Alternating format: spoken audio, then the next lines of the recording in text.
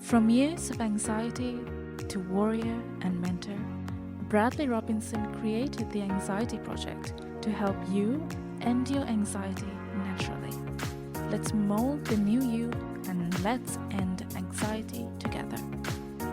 Hello, everyone, and welcome back to the Anxiety Project podcast. Welcome to episode 324. I am Brad Robinson. Today, we're talking about bad role models you may not see, but the people around you could be helping you progress or keeping you stagnant, or worse, pulling you downward. So today, let's dive into 10 very important traits of someone who is keeping you stagnant or pulling you downwards. And so the first question is, what does it mean to have a bad role model? Well, there are characteristics that make up someone that is bad. We all know this. You know what that means in a movie. You know who the bad guy is because of where they're aiming and their intentions and how they're dressed, what they look like, personality. There are things that stand out to you as bad, but it can also be subtle. And this is the thing. Like my oldest self in my 20s, I was partaking in this, what would you say, this hedonism, this rebellious, alluring way of life. And my friends certainly characterized that. And so I viewed them as a positive to me and someone, I like to be around because we were all rambunctious and rebellious. And well, as that progressed in my 20s, when I had to go through my anxiety recovery, did I realize, oh no, all that time I was living a very unproductive and self-sabotaging life, and they contributed to that. And I later had to sever those ties, which was another very difficult thing. But it's subtle because you actually look up to these people and you like them, right? And when you decide to shift gears and say, hey, you know what, which happened to me too, which is interesting, I wanting to go to work more or aim upwards towards something, in whether it was in education, and I could see the look on my friend's face, like, oh, there's Brad, he's going to go and grow. And I could see in his eyes this envy, but also this like this resistance to my growth. And because, well, it's exposing their faults, and it's not an easy thing, but it's also, another part of that is they may attempt you to keep you in on their level. So they make comments on your disciplines, such as, do you think you're better than me? Or they say to you, like, sit down, have a drink. They sway you into old lazy habits. What you need is that person who is thinking of your higher self. They tell you to get up and go to the gym, even though you don't want to, but they know your goals. So they're like, you know what, you should go. You're going to regret it. They push you and push you. That's what you want in your life. You want someone who's going to push you against your beliefs. And when you have a hard day, do you really want that person to go, well, you know what, you should probably take the day off and relax? Now, that's a good question. I don't want that person in my life. I want them to push me into what's uncomfortable, because on the other side of that is a reward, and they know that. That's why they push you. So that person understands your goals, and they understand that you're striving for what's better. They understand that. So a bad role model, one, they put themselves first. Number 2, they cannot take criticism. And you want that person to tell you, hey, what you're saying and what you're doing, it's stupid. You should stop that. Yeah, if they can't take criticism, you should reconsider them as a friend, as someone that you're entertaining in your life. Number 3, they're controlled by hedonic pursuits. Controlled. They're possessed by the 2 a.m. nightclubs scenes, the bar scenes. There's nothing wrong with going to the bar once in a while, but it can be pretty obvious when it is a problem, right? They're controlled by it. The world revolves around a certain lifestyle, and it's around hedonism, sex, partying, and getting into mischief, rebellious acts. Number 4, they run from responsibility. I saw that in my previous friend who has a child and was not involved in his child's life nor hers, and just we were rebellious together. We would go out, smoke pot, drive around, eat junk food, the list goes on. We were just having a fun, pleasurable existence. But I could tell he was always running from work. He was receiving government checks and always avoiding responsibility. And so was I. I'm not saying he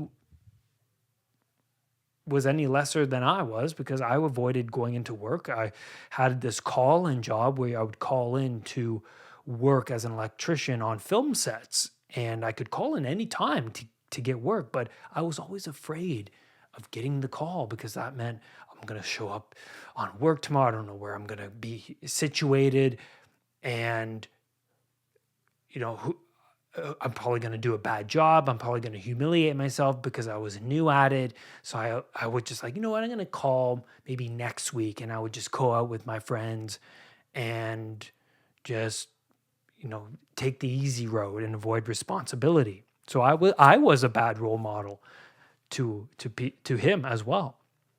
And number 5, lie, cheat, steal, obvious. Number 6, they don't point out your faults. They don't point out your faults. And this is something that's happened to me too, where my friends would not point out the stupid things I was saying or doing. Number 7, they don't communicate well with you. So they show up late constantly without telling you, or they're not responding to you, and then you don't hear from them, and then they pop up randomly when they need you. And that's also another thing too. My friend would call, I remember one time he called me in the middle of the night. He called me, and to pick him up somewhere that was 3 to 4 hours away from where I lived. And I'm like, do you hear yourself right now? What you're telling me? You want me to come, it's midnight, 3 to 4 hours, probably 4. I think I'm being generous with this one. Probably 4. It was something insane. 4 hours. You want me to drive there, come pick you up and drive 4 hours back? And he was like, yeah. So, yeah, I was like, yeah, you're going to have to find another way. And I just hung up the phone. So, yeah, they're thinking of themselves. They don't communicate well. They don't think about things, and they use you. They will use you. Number 8, they talk about their troubles constantly, which drains your emotional battery. Another friend that I had, we severed ties. Same thing. Maggie and I would be around him constantly. After he would list off the things that were troubling him for like an hour more, he would turn to us and say, well, how are you guys doing? And then we would go, good, good. So some people would go on, really laying out their life story and how terrible it is, and then turn to you eventually and say, now that I'm done venting, how are you? Not a good thing to do. Goggins recommends that you get them, or okay, so don't do this, but in Goggins's book, he recorded his friend venting to him, and then secretly, and then he played the tape back to them, and then they heard their own voice, and then they went, "Oh yeah, that's, ugh, yeah, I can see why you're not happy when I'm around. It's, that's a complainer. It doesn't sound too good when you hear yourself constantly talking like that, pointing out the negatives." Because later in my life, being a coach, I, realized that you don't have to scrape too far under the surface of anyone's life to find really terrible things. And people are going through their own problems. And when you're around people, you're just laying out problems that they have or may be worse than you. And and then you're just heavying their load, and you're just making things more troubling for them. Number 10, you remain static in your routine year after year, or they remain static in their routine, and so they don't progress. They're not aiming anywhere. They're just living their life doing the same thing, maybe working the same job that they like, or that they feel comfortable in. They're not educating themselves or reading anything new, or testing themselves by going to the gym or taking that yoga class or going for those hikes and sacrificing the junk and the nicotine or whatever it is. They're static. They're just living out the same patterns, and you're noticing that, and you feel itchy because time's passing you by, and you want something more. You feel like there should be something more. So let's talk about that. You feel like there's something more. You want to change. What happens, right? Well, you start to change. It exposes the other person's faults and inadequacies immediately, depending on where they're at in their life. But particularly if they're just average person, average Joe, I guess a great quote is that I heard from Rogan is, "You'll never meet a hater doing better than you." That's interesting, right? Think about that. You'll never meet someone who's hating on what you're doing, who's doing better than you are. Interesting, right? And so when we are striving to be better and we're shifting gears, we're destroying old beliefs and building up new ones and going out into the unknown, it immediately exposes the inadequacies and the lacking of that other individual. And so that person could either respond by going, "Well, you know what? I'm going to follow you. You're doing something right." And that's the able archetype. Is you look towards what's better, and you have the humility to adjust. The Cain is the one that goes, "You know what? I don't like this person. There's something about this person I don't like, and you retreat back into this bitterness and resentment. They are a role model if you value or entertain their presence. Okay, so think about that. So they are a role model to you if you value or you entertain their presence, whether that's online or in person. Now, think about the online thing, because there's a lot of junk on YouTube that we all entertain. right? There's podcasts where there's goofy podcasts where they're joking and swearing and cursing. And, that's good to a certain extent. But for me, I noticed that when I dive down podcasts like that and I keep consuming it, I realize that they're just so easy to listen to. They're not productive. I start to embody the mindsets of the person that is speaking and communicating, and you every moment of the day pay attention to who you're entertaining, because you are absorbing their beliefs and their values, and that's the word here, supporting, even though we know that this person is not serving my higher self in any way. We stay with them for two reasons.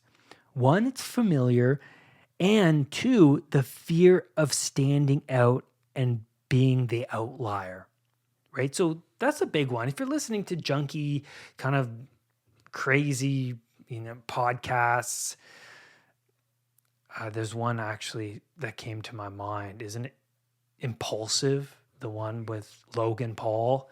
I listened to that for like 5 minutes once, and I was like, this is crazily,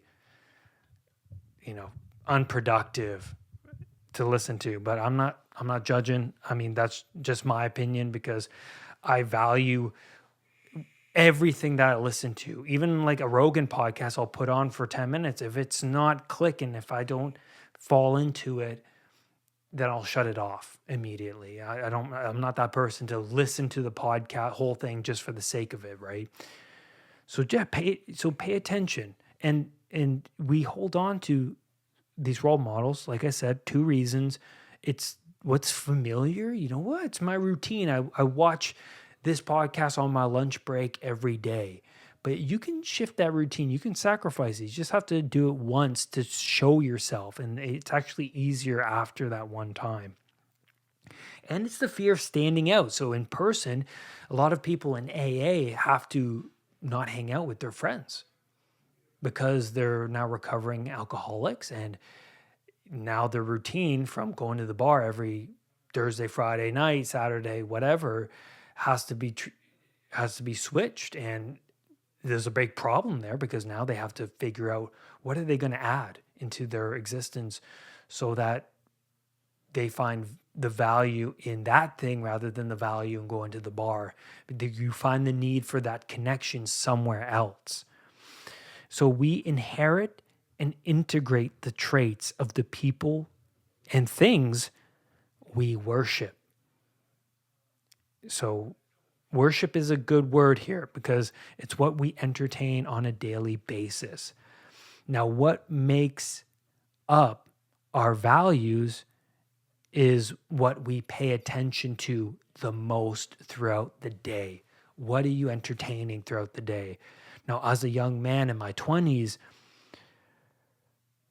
why did I idolize this womanizing male figure like the Hank Moody type from Californication, played by David Duchovny, or the Charlie Sheen character from Two and a Half Men, or any other womanizer from the movies, or the rebellious rock star type characters with the swagger and the cigarette and the greasy hair and the leather jacket, maybe like the Kurt Cobain or the Lane Staley from Alice in Chains. These very moody, rebellious characters. And I was thinking, why was it these characters?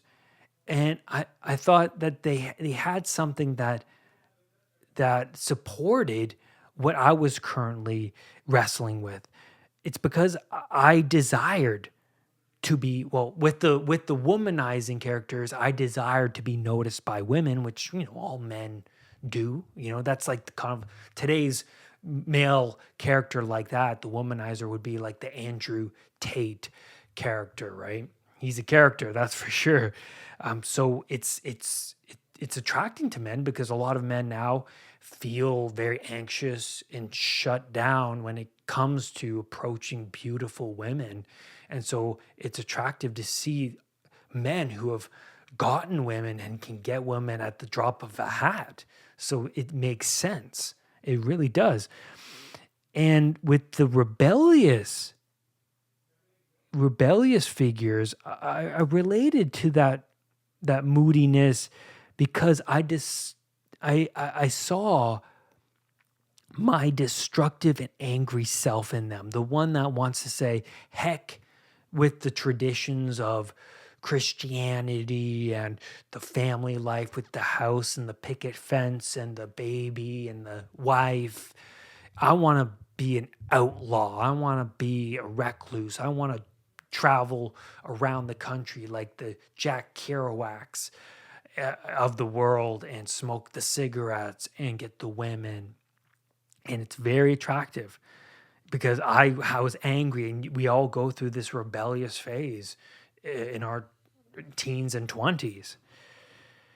By the way, there is this rebellious phase that we all go through from teenager to adult where you're wrestling with your unintegrated personality traits like lust and anger, with pornography, with sex, with the partying, with the aggression, with the hedonic pursuits. And this phase from this wrestling to adulthood, you're going to have to go through this desert before reaching the promised land. It's this wandering where you decide to sacrifice certain things for the pursuit of the betterment of you. You decide to sacrifice the video game time for looking for a job, a better job, or an education. And it usually unfolds where it gets out of hand because I see from people, they eat junk food in their teenage years. When they go to college, they just buy anything that's around the corner. They go to the McDonald's, whatever. We all do that. But they continue to eat that way in their 20s. And then what happens, their body can't keep up. And so they get fat pretty darn quick. They get ill pretty darn quick. And then they're in a pickle once they hit their later 20s because now they've opened their eyes to their whole lifestyle. It's like, oh my God, I can't be living that way anymore. It's been consistent for year after year. And so this sense of no meaning gets heightened by that time, because they've been playing out the same behaviors, the same routines in their 20s. And so there's no sense of meaning. And because there's no growth, and the pursuit of selfish aims is continuing. Selfish aims, as if this stage naturally comes to a close. And I think it comes to a close mid-20s.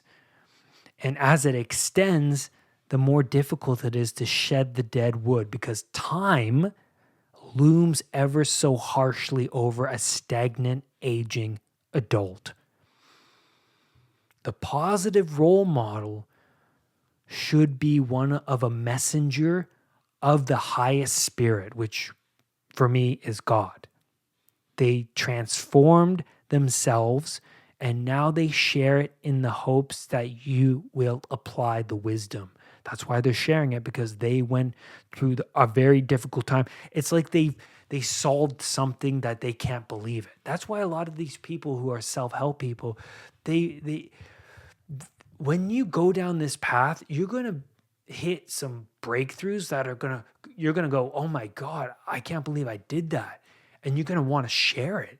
That's what happened to me. And so you discover the things about yourself that open up your eyes, and it reshapes you and reshapes your perceptions.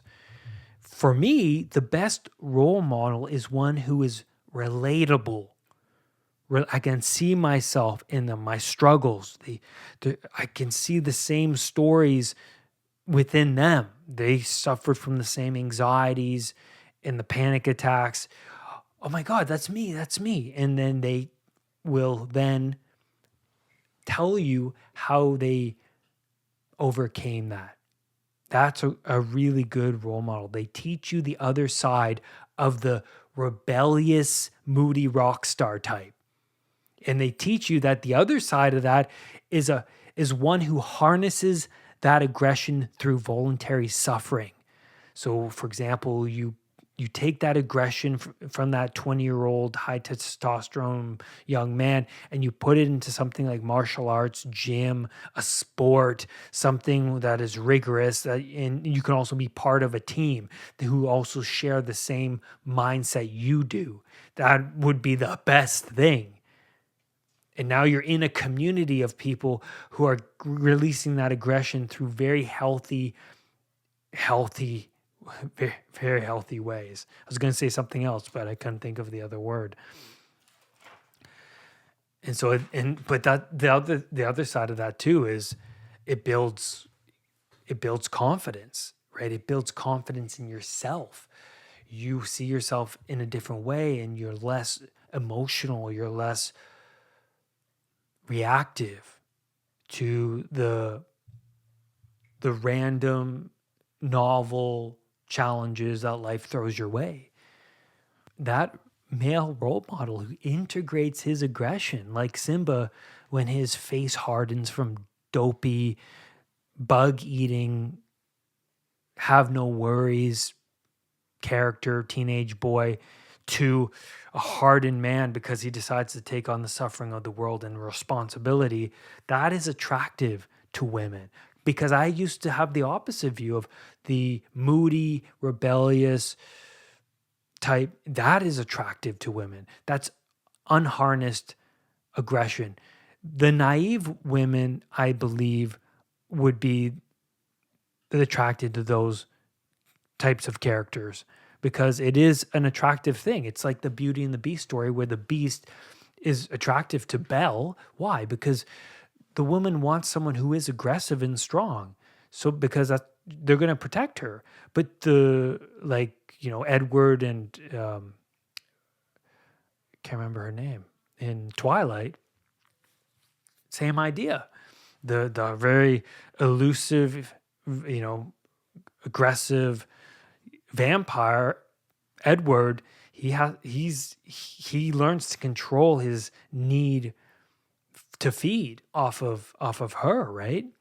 And that's very attractive to women. The woman archetype is the one that can successfully tame the very aggressive male so that he's fully integrated, so that he is still aggressive, but he's meek, where he has a sword, but he keeps it sheathed. Very, very attractive. Very attractive. He can use it only when he needs to, and it would be for the protection of her. So that's why the moody, rebellious character is attractive. They're harnessing this aggression and this very beastie like personality. I guess that's the word that just comes to my head. But it is attractive. But you want to be the one that can be aggressive, but also harness it and be very, very kind and humble and loving.